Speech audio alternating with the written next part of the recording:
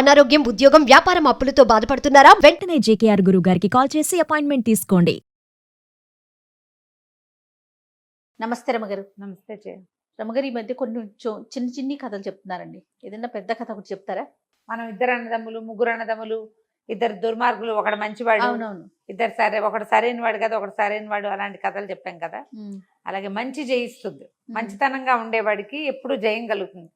అంటే అంతంలో అయినా చివరికైనా వాడికి విజయమే లభిస్తుందని కదా. కొంచెం టైం పట్టినా కూడా అంతే కదా. అంతేగా. నడక నిజపు నడక నిదానంగా ఉంటుంది. అబద్ధం భూగృహాన్ని చుట్టొచ్చేస్తే ఒక ఇంచి నడుస్తుంది నిజం, కానీ నిజానికి నడక ఉంటుంది తప్పకుండా. ఒక కొండ చరి మీద ఒక కాపు ఒక ఆయన ఉండేవాడట. ఆయనకి 3 పిల్లలు, 2 మగపిల్లలు, 1 ఆడపిల్ల. అయితే ఏమైంది, వీళ్ళు రోజు మగపిల్లలేమో గొడ్లు గాయటానికి వెళ్ళిపోయేవాళ్ళు, మేకల్ని తోలుకెళ్ళేది కూతురు.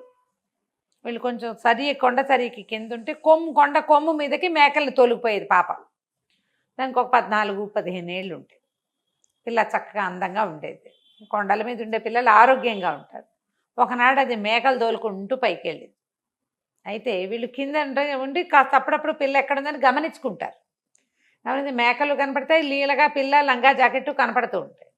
ఒక వెండి మబ్బు ఒకటి ఇట్లా పొగమంచులాగా కొండ మీదకి జారిందని, ఆ జారి ఈ పిల్ల మీదకి వచ్చిందని, తర్వాత పిల్ల కనపడలేదని తెలుసుకున్నారు వాళ్ళు. ఇంకా ఆ చుట్టుపక్కల ఇళ్ళు కొన్ని ఉన్నాయి, వాళ్ళంతా కూడా చూసారు. వెండి మబ్బు ఒకటి రావటము, మబ్బు అప్పుడప్పుడు ఆకాశపు కొండ కొమ్ములకి మబ్బులు మీదకి వస్తాయి కదా, ఆ మబ్బుతో పాటు పిల్ల కూడా మాయమైంది. మేకలు దిగొచ్చేసాయి. సాయంత్రం ఎంత వెతికినా పిల్ల కనపడలా. సంవత్సరం గడిచింది. అయితే ఈ కొడుకులు ఇద్దరిలో పెద్దవాడు, నాన్న అమ్మాయి కనపడక ఏడాది అయింది, ఇంకా నేను పిల్లని వెతకడానికి వెళ్ళడానికి నిశ్చయించుకున్నా, నేను వెళ్తాను అని చెప్పాడు. చెప్పేసరికల్లా పెద్ద నాన్న అన్నాడు, వెళ్ళడం మంచిదే నాయన, నాన్న వెళ్ళమంటావా అని నన్ను అడగకుండా నువ్వే నిర్ణయించుకోవడం బాగుండలేదు. నువ్వు నిర్ణయించుకోకూడదు, నిర్ణయం తీసుకుని నువ్వు డెసిషన్ చెప్తున్నావు, నువ్వేం చేయాలి, అడగాలి తండ్రిని అనేసరికల్లా వీడేమన్నాడు, అడిగేదేమిటి, ఏడాది ఆగాం, నువ్వు ఎంతటి నువ్వు చెప్పలేదు, నా అంతటి నేను డిసైడ్ చేసుకున్నాను, నేను వెళ్తాను అంతేనన్నాడు. అయితే తల్లిని, అమ్మ నాకు రొట్టె కాల్చివు, నేను వెళ్తానన్నాడు. దుప్పుల వనం అని ఒక వనం ఉందట అక్కడ. ఆ దుప్పుల వనంలో మాయమంత్రాల వాళ్ళు ఎవరో ఉన్నారని, అక్కడికి వెళ్తే పిల్ల దొరుకుతుందని మాట్లాడుకున్నాడు చుట్టుపక్కల వాళ్ళతో. ఆవిడేమంది, నాయన పని ఎక్కువ చేసి పెద్ద రొట్టె కాల్చమన్నావా, ఆపేక్షగా చిన్న రొట్టె కాల్చమన్నావా అని అడిగింది. ఆవిడికి కుర్రాడు తండ్రితో వినయంగా ప్రవర్తించలేదని తెలిసింది. ఆ కోపంతో అడిగింది. అడిగితే ఆపేక్ష అన్నం పెడుతుందా, పెద్ద రొట్టె కాల్చు అని చెప్పాడు అని నిర్లక్ష్యంగా చెప్పాడు. సరే ఆవిడ ఇంత రొట్టె కాల్చి ఇచ్చింది. సరే ఆ రొట్టె చేత్తో పుచ్చుకుని వాడు నడుచుకుంటూ పోయాడు. దుప్పుల వనం అని ఆ దుప్పుల వనంలోకి వెళ్ళాడు. బాగా నడిచి నడిచి నడిచి నడిచి ఎంత దూరమో నడిచిన తర్వాత ఒక చట్రా ఏదో ఉంటే అక్కడ కనపడితే అక్కడ కూర్చుని రొట్టె తీసాడు తినడానికి. పెద్ద రొట్టె కాల్చింది మా అమ్మ అనుకున్నాడు. రొట్టె తీస్తే ఎక్కడి నుంచి ఒక బొంతకాకి వచ్చింది. అక్కడే నుంచి కా కా కా కా అంటుంటే ఏమన్నాడు, మా అమ్మ ఒక్క రొట్టె కాల్చి ఇచ్చింది, నీ తిండి నువ్వు పడాలి, నా తిండి నేను మోసం తెచ్చుకున్నా, నీకెందుకు పెడతాను పో అనేసి కాకి ఒక్క ముక్క పెట్టకుండా మొత్తం రొట్టెంతా ఆరగించేసాడు. అక్కడి నుంచి ఆ దుప్పుల వనంలో నుంచి అలా నడుచుకుంటూ వెళ్తే దూరంగా వాడికి ఒక ఇల్లు కనపడింది. సరే ఈ రాత్రికి ఇక్కడ పడుకుందాము, ఇక్కడ ఉన్న వాళ్ళు ఎవరో చూద్దామని అందులోకి వెళ్ళాడు. వెళ్తే ఒక ముస్సిలి ఆయన ఉన్నాడు. ఎవర్రా అబ్బాయి ఏమిటంటే, మా చెల్లెల్ని వెతుక్కుంటూ వచ్చాను అన్నాడు. అంటే సరే ఏదో పడుకో అన్నాడు. రాత్రికి ఆ ఇంట్లో వీడు పడుకున్నాడు. తెల్లవారిన తర్వాత ఆయన ఏమన్నాడు, అబ్బాయి నాకు 3 మచ్చలావులు ఉన్నాయి, 3 మచ్చలావులని కాయాలి, కాసేందుకు కమత ఉంటావా నా దగ్గర అని అడిగాడు. అడిగేసరికల్లా కుర్రాడు అన్నాడు, అసలు నేను బయలుదేరిందేమో మా చెల్లెల్ని వెతకడానికి, సరే గిట్టుబాటు అయితే కమతం కూడా చేస్తా, ఆవుల్ని కాస్తానన్నాడు. అంటే సరే ఈయన ఏమన్నాడు, ఆవును కాచడానికి రూల్స్ ఉన్నాయి, అవి ఎటు వెళ్తే అటు వెళ్ళనివ్వాలి, ఏం వేస్తే అవి మేనివ్వాలి, వాటిని తోలకూడదు, కసరకూడదు, కేకలేయకూడదు. చాలా బాగుంది. అవి తిరిగి ఎప్పుడు వస్తాయనుకుంటే అప్పుడే వెనక్కి వస్తాయి, అప్పుడే నువ్వు వెనక్కి రావాలి ఇలాగా అన్నాడు. అనేసరికి సరే ఒప్పుకున్నాడు. ఆ 3 మచ్చల ఆవుల్ని తోలుకుని అడవి మీదకి బయలుదేరాడు. అలా తోలుకుంటూ వెళ్తుంటే ఒక పెద్ద మైదానం. ఈ మైదానంలోకి వెళ్ళేసరికల్లా ఆవుల దారిన ఆవులు పోతున్నాయి, వీడికి ఆవుల్ని వదలకూడదని ఇన్స్ట్రక్షన్ ఉంది. నువ్వు అవి ఎక్కడికి వెళ్తే నువ్వు అక్కడికి వెళ్ళాల్సిందే. అవి ఎక్కడ నీళ్ళు తాగితే నువ్వు అక్కడ నీళ్లు తాగాలి. ఆ మైదానంలోకి వెళ్ళేసరికి ఒక వెండి కోడి, బంగారు కోడి, 2 కోళ్ళు కనపడ్డాయి వీడికి. వెండి రంగులో ఒక కోడి, బంగారు రంగులో ఒక కోడి కనిపించింది.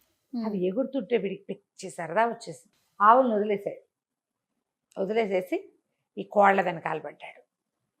ఎంత దూరమో పరిగెత్తాడు, కోళ్ళు అందలేదు కోళ్ళు. వదిలేశాడు. మళ్ళీ ఆవుల దగ్గరికి వెళ్ళాడు. అవి ఆ మైదానం దాటి ఇంకో ఎక్కడికో వెళ్తున్నాయి. వాటి వెనకాల పడిపోయాడు. అక్కడి నుంచి ఓ వెండి కర్ర, ఓ బంగారు కర్ర గాల్లో తేలుతూ కనపడ్డాయి వాడికి. మెరిసిపోతుంటే వస్తువుల మీద ఆసక్తి ఉంటుందిగా. ఈ ఆవుల వెనకాల లేడిక్కవాడు. ఆవులను వదిలేసి ఈ కర్రలు ఎగిరిపోతున్న ఆ కర్రల వెనకాల పడ్డాడు. వీడు పట్టుకోగానే అవి మాయమైపోయింది. అయ్యో. మళ్ళీ ఆవులు ఎక్కడున్నాయో చూసాడు. ఆ వాటి ఎటో పోతున్నాయి. వాటి వెనకాల పడి పరిగెత్తాడు. ఇంకా డౌన్లోకి వెళ్తే అక్కడ ఎన్ని పళ్ళ తోటలు ఉన్నాయో, ఎన్ని పళ్ళో, చెట్ల నిండా పళ్ళే. వీడు ఆవులను వదిలిపెట్టేశాడు. వీడు లెక్క ఏమిటి, ఆవుల తోటి ఉండాలి. వీడికి పట్టించుకోలే, ఎక్కడికక్కడ వదిలేస్తున్నాడు. పరిగెత్తుకుంటూ వెళ్ళి మరి ఆ చెట్లు ఎక్కేశాడు. పొట్ట పట్టినన్ని పళ్ళు ఆత్రంగా తిన్నాడు. ఎన్ని పళ్ళు తిన్నాడో. బట్టల నిండా పళ్ళ మరకలు, మూతి నిండా పళ్ళ మరకలు.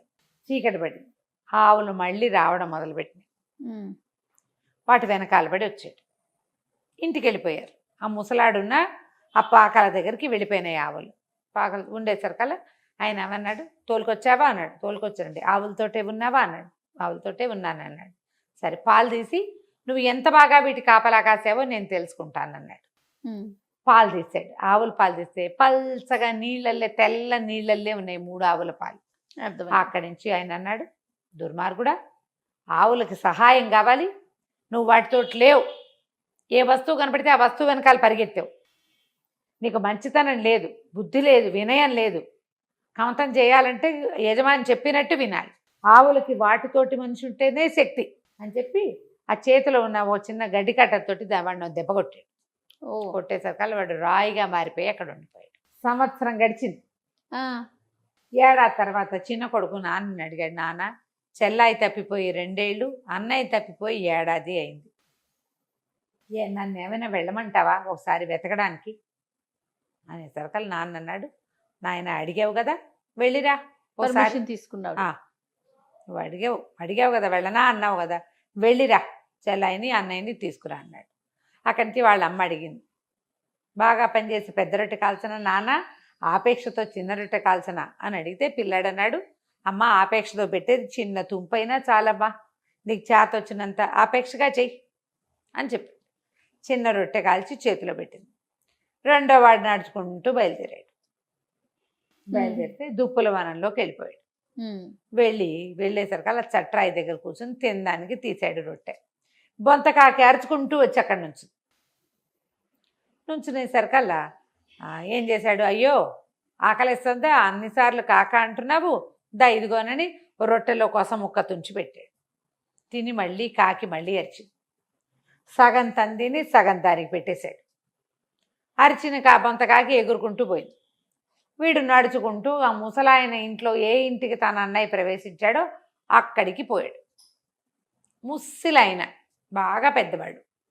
సరే, ఆయన రాత్రికి పడుకొని ఆయన పడుకోబెట్టి, మా దగ్గర కమత ఉంటావా అంటే, నిజానికి నేను మా అన్నయ్యని చెల్లిని వెతుకుతున్నాను, నువ్వు పెద్దవాడివి, పాపం గొడ్ల వెనకాల పడి ఏం పోతావు, నీ ఆవుల్ని కాస్తూ మా అన్నయ్యని చెల్లిని వెతుకుంటాలే తాత, ఒక ముద్ద అన్నం పెట్టు చాలు నాకు అని చెప్పాడు.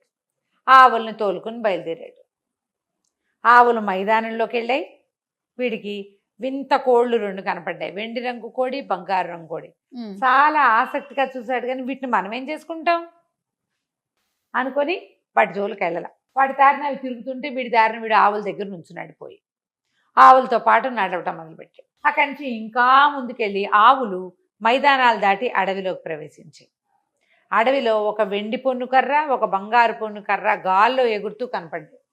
అలాంటి కర్రలు చూస్తే ఉత్సాహంగా ఉంటుంది కుర్రాళ్ళకి. ఇట్లాంటివి గాల్లో ఎందుకు ఎగురుతాయి, ఏ మాయ మంత్రాలవో విచిత్రంగా అని వాటి జోలు మనకెందుకని ఆవుల మీద చేతులేసి వాటితో పాటు నడుస్తూ పోయాడు. ఇంకా దాటిన తర్వాత పెద్ద పళ్ళ చెట్ల వనంలోకి ప్రవేశించినాయి ఆవులు. వీడు పొద్దున్నే అన్నం తినొచ్చాడు. కడుపు నిండిన వాడికి మనకి పండెందుకు, పళ్ళుంటే మాత్రం. ఆయన ఆవులతోటి ఉండాలి, ఆయన చెప్పిన రూల్స్. అవి ఎటు వెళ్తే అటు వెళ్ళాలి, అవి ఏం తింటుంటే వాటి దగ్గరే నువ్వు నుంచోవాలి, కన్ను మరుగు కాకూడదు, దగ్గరే ఉండాలి, తోలకూడదు. అవి తిరిగి వచ్చినప్పుడు తిరిగి రావాలి. అదే పెద్దవాడికి ఏ రూల్ చెప్పాడో చిన్నవాడికి అవే రూల్స్. ఆవులతో ఉండమన్నాడు కాబట్టి పళ్ళ చెట్ల దగ్గరికి వెళ్తే ఆవులు ఎటు వెళ్ళిపోతాయో, చెట్టెక్కి కోసుకోవద్దు పళ్ళు. అవునవును. మనం పళ్ళ అయ్యావ ఎందుకు, ఇంటికి వెళ్ళిపోతే సాయంకాలం అక్కడే ఏదో రెండు రొట్టెలు తినొచ్చని కుర్రాడు వాడి జోలికి వెళ్ళాలి. అక్కడి నుంచి దూరంగా మంటలు కనపడ్డాయి. ఈ ఆవులు నడుచుకుంటూ ఆ మంటల వైపుకి వెళ్ళిపోయింది. వీడికి ఇన్స్ట్రక్షన్ ఉంది, ఆవును తోలకూడదు, కసరకూడదు, కేకలేయకూడదు. వీడు వాటితో పాటే వెళ్ళాడు. ఆవులు కసగందల పొగ వస్తోంది, ఆ పొగ మధ్యలో ఇంచి వెళ్ళినాయి. వీడు కూడా సేఫ్గా వాటి వెనకాల నడుచుకుంటూ వెళ్ళిపోయాడు. అక్కడ బోళ్ళంత గడ్డి ఉంది. కడుపు నిండా గడ్డి మేసి 3 ఆవులు మళ్ళీ వెనక్కి తిరిగినాయి. తిరిగేసరికల్లా వెనక్కి తిరిగి వచ్చి పిల్లాడు కూడా వాడితో పాటు రెండో వాడు వచ్చేసాడు. వెనక్కి వచ్చేసి ఈ ముసలాయన దగ్గరికి వచ్చాడు. ముసలాయన అన్నాడు, బాగా కాసేవా ఆవుల్ని అంటే, బాగా కాసాను, వాటితో పాటే ఉన్నాను అన్నాడు. అనేసరికి సరే పాలు తీసి చూస్తానన్నాడు.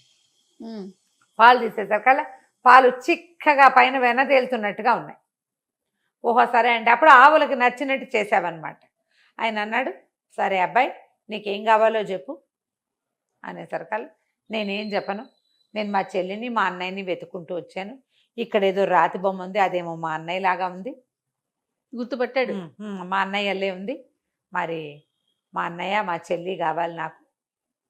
మీ రకం చూస్తుంటే మీరే మా అన్నయ్యని మా చెల్లిని తెచ్చారేమో అనిపిస్తోంది. మా అన్నయ్యని మా చెల్లిని మాకు ఇప్పించి తాత, నేను వెళ్ళిపోతాను అన్నాడు.